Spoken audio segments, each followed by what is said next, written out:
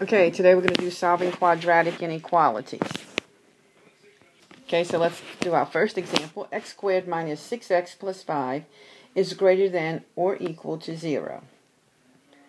So we factor just as we did when we solved an equation.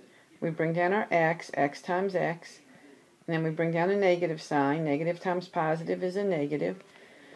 And then we ask ourselves, what two numbers multiply give us 5? When we add them, we're going to get 6. So that would be 5 and 1. Then we know that that is our dividing point on our intervals that we're going to be looking for, because we know at the point 5 and 1 it is equal to 0. So x equals 5 and x would equal 1. So we use those values to create our intervals.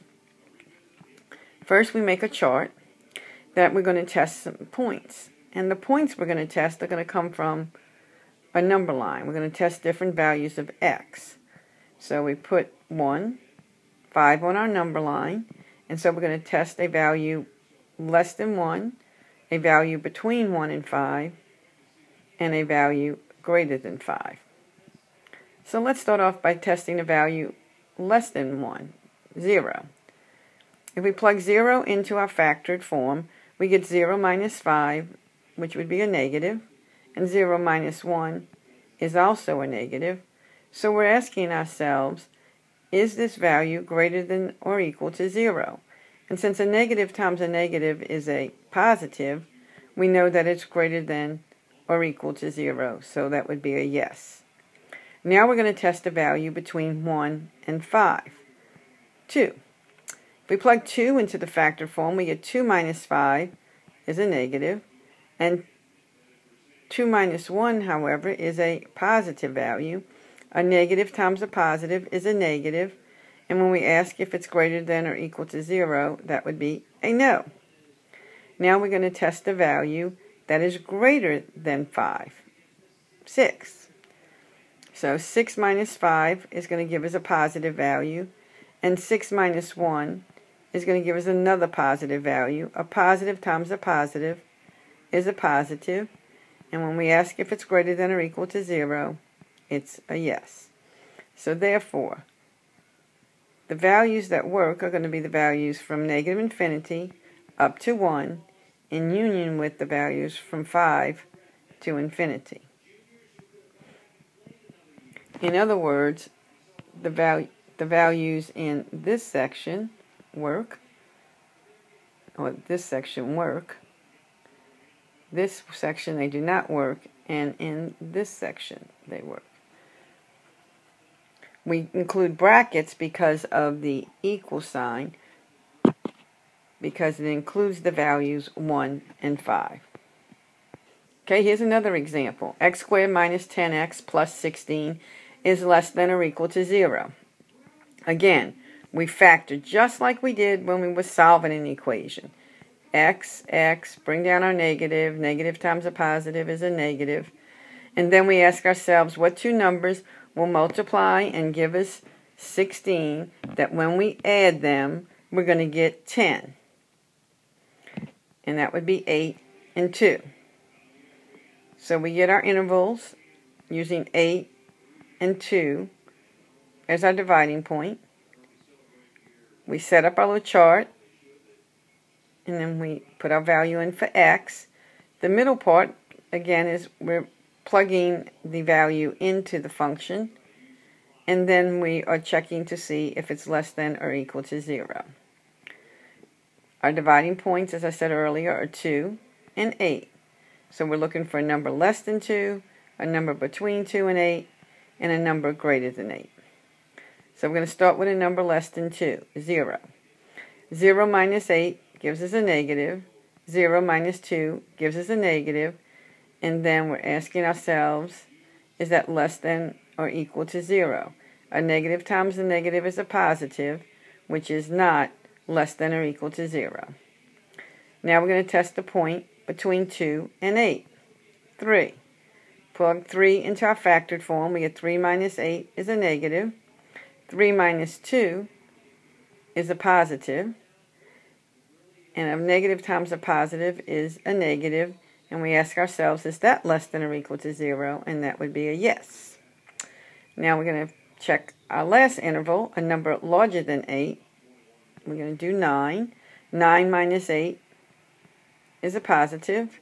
9 minus 2 is also a positive. A positive times a positive is a positive, and that positive is not less than or equal to 0. So the first interval does not work, the second interval does, and the third interval does not. So it's going to be the interval between 2 and 8, including 2 and 8. Sorry, 2 and 8. We had to put brackets because the brackets indicate that we include the value 2 and we include the value 8 and all the numbers in between. Here's a third example. 2x squared plus 5x is greater than 3. Now the 3 is on the right side of the inequality, and we need to have all the function on one side and a 0 on the other. So we're going to subtract 3 from each side of the inequality, giving us 2x squared plus 5x minus 3 is greater than 0. Once again, we factor into two binomials, x, x. We bring down our positive. Positive times a negative is a negative. And remember, now we're going to take the 2 and multiply it times the 3. Give us 6. And we're looking for two numbers that multiply give us 6. When we subtract them, we're going to get 5. And those two values would be 6 and 1. Because 6 times 1 is 6, and 6 minus 1 is 5. So once again, then we have to compensate since we multiplied by that 2. So we're going to divide both constants by 2. Simplifying, we get x plus 3. And then we can leave it x minus 1/2. We don't have to bottoms up because we're actually going to be solving this inequality. So we set up our chart like we did earlier. And we have x. And we're looking to see whether it's greater than 0. So we put our two numbers on our number line. It'd be negative 3 and positive 1/2. Once again, we're checking three intervals. A value before negative 3, a value between negative 3.5, and a value greater than 1/2. So a value less than negative 3, like negative 4, we plug it in. Negative 4 plus 3 gives us a negative, and negative 4 minus 1/2 gives us another negative. And a negative times a negative is a positive, and we ask, is that greater than 0? And yes, it is. Then we go to our next number, interval between negative 3 and 1/2. And an easy number to choose would be 0. 0 plus 3 is going to give us a positive value. 0 minus 1/2 is going to give us a negative value. A positive times a negative is a negative. And we ask ourselves, is that greater than 0? And the answer is no. Finally, we pick a value that is greater than the 1/2, like 1. And always use easy numbers. So we plug that in, and 1 plus 3 is going to give me a positive number. And 1 minus 1/2 is still going to give me a positive number. A positive times a positive is a positive. And we're asking, is that greater than 0? And the answer is yes. So there's the first interval works. And the last interval works. The interval in the middle does not work. So our answers are from negative infinity up to negative 3 in union with 1/2 up to infinity.